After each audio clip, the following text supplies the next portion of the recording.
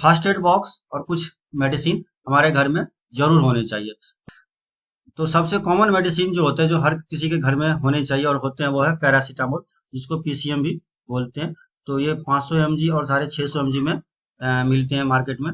तो इसका जो कई सारे ब्रांड नेम है, जैसे क्रोसिन हो गया, डोलो हो गया, कालपोल हो गया, पैरासिप हो गया। तो ये अलग अलग कंपनी जो है अलग अलग ब्रांड नेम से बेचती है, लेकिन सभी के अंदर जो है ये पैरासीटामोल ही होता है। तो सब एक ही होता है, पर नाम अलग अलग होता है। तो इसका जो यूज होता है वो फीवर में किया जाता है, फीवर को कम करने के लिए किया जाता है। लेकिन इसका यूज जो है बॉडी पेन और हेडेक में भी, यानी बदन दर्द, सर दर्द कर रहा है तो उसमें भी जो है लिया जा सकता है। यानी 1 रुपये एक टैबलेट मिलता है। और इसका जो डोज की बात करें, हर 5 से 6 घंटे बाद आप दूसरा टैबलेट ले सकते हैं। यदि आपको एक टैबलेट लेने के बाद यदि आपको आराम नहीं मिला है, तो दूसरा टैबलेट जो है आपको 5 से 6 घंटे बाद, 4 घंटे बाद भी आप दूसरा टैबलेट ले सकते हैं। यानी कि पूरे दिन में 3 से 4 टैबलेट इसको मैक्सिमम लिया जाता है। और दूसरी जो सबसे कॉमन समस्या जो लोगों के घर में होता है, वो है एसिडिटी और गैस। तो एसिडिटी और गैस के लिए जो है पेंटापाराजोल जो है 40 mg का, यो यूज डॉक्टर द्वारा लिखे जाते हैं, वो यूज किए जाते हैं। तो पेंटापाराजोल 40 mg जो है सुबह खाली पेट लेना होता है। यानी कि सुबह सुबह जो है खाली पेट जो है पेंटापाराजोल लेना होता है, जिसके कई सारे ब्रांड नेम है, जैसे कि पेंटॉप 40 हो गया, पेन 40 हो गया, पेंडी हो गया, पेंटोज हो गया, या पेंटोसिड या पेंटोकाइन। तो ये अलग अलग कंपनी जो है अलग अलग नाम से बेचती है, लेकिन सभी के अंदर जो है यही सॉल्ट होता है, पेंटापाराजोल होता है। एक और भी सॉल्ट होता है, जो होता है वो होता है रेबी पैराजोल। तो उसका भी काम वही होता है गैस वगैरह के लिए। लेकिन वो जो है 20 mg जो है इफेक्टिव होता है, यानी कि वो ये 40 mg के इक्विवेलेंट, ये 20 mg रेबी पैराजोल होता है। और अगर सिरप की बात करें, तो एंटासिड सिरप की बात करें, टैबलेट की बात करें, तो डाइजीन होता है। डाइजीन का सिरप भी आता है और टैबलेट भी आता है, जो आप अपने घर में फर्स्ट एड बॉक्स में रख सकते हैं। और अगर किसी को जैसे खाना खाने के बाद यदि गैस बन जाता है, गले में जलन जैसा होने लग जाता है, तो ये जो है डाइजीन वगैरह लेने से जो है वो ठीक हो जाता है।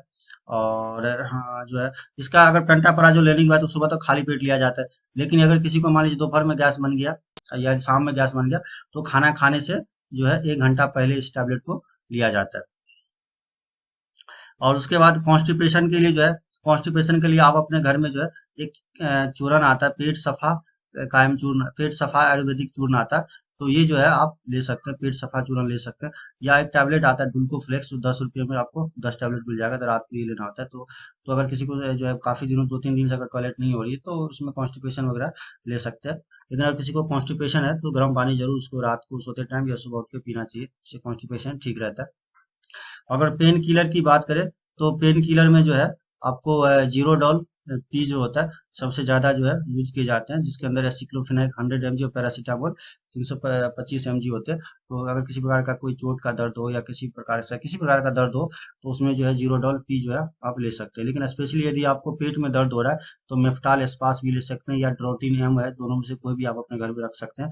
तो इमरजेंसी में आप 1 टाइम इसको यूज कर सकते हैं, तत्काल आपको राहत मिल जाएगा। तो ये जो है आप अपने डॉक्टर से दिखा सकते हैं।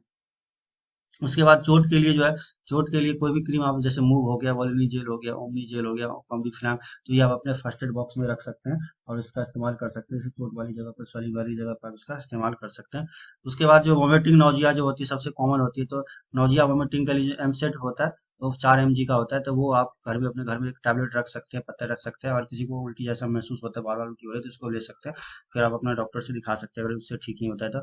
ऑनडेम एमडी भी होता है, तो ये दोनों एक ही होता है। उसके अलग अलग नाम है, लेकिन उसके अंदर जो सॉल्ट होता है वो ऑनडेम स्ट्रॉन्ग होता है, दोनों के अंदर।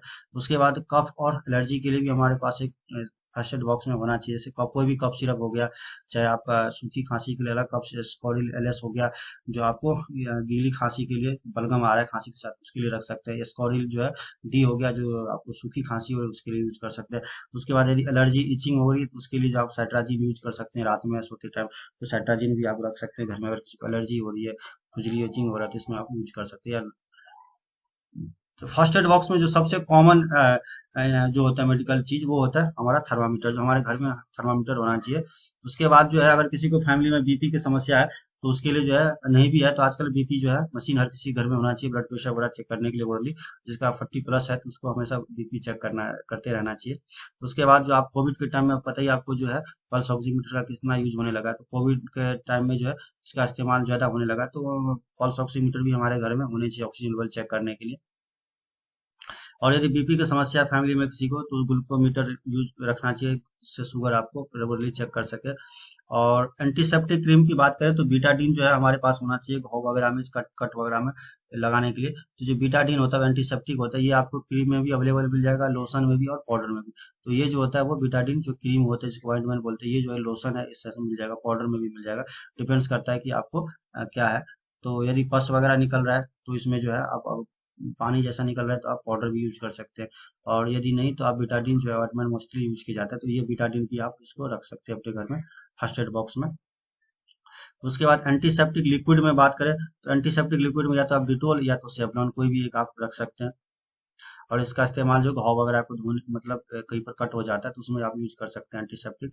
उसके बाद जो इचिंग वगैरह अगर सबसे इचिंग वगैरह होती है किसी को, जैसे जेनिटल एरिया में हो गया, जो वहां पर कहीं कहीं बॉडी में कहीं पर इचिंग या रेडनेस या खुजली हो रही है, तो वहां पर जो फोड्रम आप घर में रख सकते हैं और इसका इस्तेमाल कर सकते हैं आप फोड्रम को खुजली वगैरह के लिए। तो ये फर्स्ट एड बॉक्स में आप यूज कर सकते हैं। उसके बाद जो है बर्नोल क्रीम भी आप अपने घर में रख सकते हैं। अगर किसी को मतलब किचन का काम करते टाइम किसी प्रकार का हाथ जल गया, किसी प्रकार का थोड़ा जल गया, तो उसमें आप बर्नोल क्रीम लगा सकते हैं। उसके बाद एसिडिटी और गैस के लिए जो आप इनो भी अपने फर्स्ट एड बॉक्स में रखिए। उसके बाद जो है अगर किसी को जो है ज़्यादा लूज मोशन हो रहा है, वोमिटिंग हो रही है, तो उसको जो है ये दिया जाता है, तो उसका पानी बैलेंस, इलेक्ट्रोलाइट्स बैलेंस करने के लिए तो ओरल जो है ये होना चाहिए, आपके पास इलेक्ट्रॉल होना चाहिए। तो ये दोनों जो इलेक्ट्रॉल अलग अलग फ्लेवर के कोई भी आप यूज कर सकते हैं। उसके बाद जो है कि एनर्जी के लिए अगर किसी को मतलब ये जो ग्लूकोन डी या ग्लूकोज डी दोनों में से कोई एक आप अपने घर में भी रख सकते हैं फर्स्ट एड बॉक्स में। उसके बाद जो है अगर हॉट एयर बैग होता है जो फर्स्ट एड में आप अपने घर में रख सकते हैं। जैसे कि हॉट एयर बैग होता है, अगर कोई किसी को चोट लगा हो काफी दिन पुराना हो गया, तो इसको मैं चोट वगैरह के लिए, दर्द वगैरह के लिए इस तरह से आप इस्तेमाल कर सकते हैं। तो हॉट एयर बैग में गर्म पानी डाल के फिर इसको सेकाई करते हैं। उसके बाद आइस पैड होता है, अगर किसी को इंस्टेंट चोट लगा है, तो जैसे कि चोट लगता है किसी को और उसके अंदर जो है ब्लडिंग ब्लीडिंग नहीं हुई, तो उसमें डॉक्टर जो है आइस पैक लगाने की बोलते हैं। तो आइस पैड होना चाहिए इस तरह से, तो है ठंडे पानी से सेकाई करने के लिए बोलते हैं। तो आप इसको आइस पैड में इस तरह से होता है जिसके अंदर बर्फ डाल के और इसको पैक कर देते हैं और फिर इस तरह से सेकाई करते हैं। तो आइस पैड होना चाहिए सेकाई वगैरह करने के लिए चोट वगैरह की। उसके बाद अगर कहीं पर मोच लग गया हाथ में या पैर में मोच लग गया, तो इलास्टिक बैंडेज होना चाहिए आपके फर्स्ट एड बॉक्स में, जो इस तरह का आप यूज कर सकते हैं। कॉटन होना चाहिए जो घाव वगैरह को, खून वगैरह को साफ करने के लिए। उसके बाद बैंडेज होना चाहिए जो इस तरह से आप यूज कर सकते हैं कहीं पर कट में।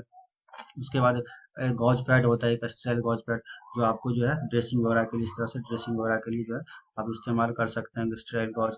मेडिकल सीजर होना चाहिए किसी प्रकार का, जैसे कि कट वगैरह करने के लिए। उसके बाद फोर्सेप होता है, अगर किसी को घाव है तो इस तरह का फोर्सेप आप रख सकते, ताकि आप इसको हाथ से ना छू करके आप इसमें जो है कॉटन को पकड़ के फिर इसको उसको ऐसे करके साफ करेंगे। तो इसके लिए होना चाहिए।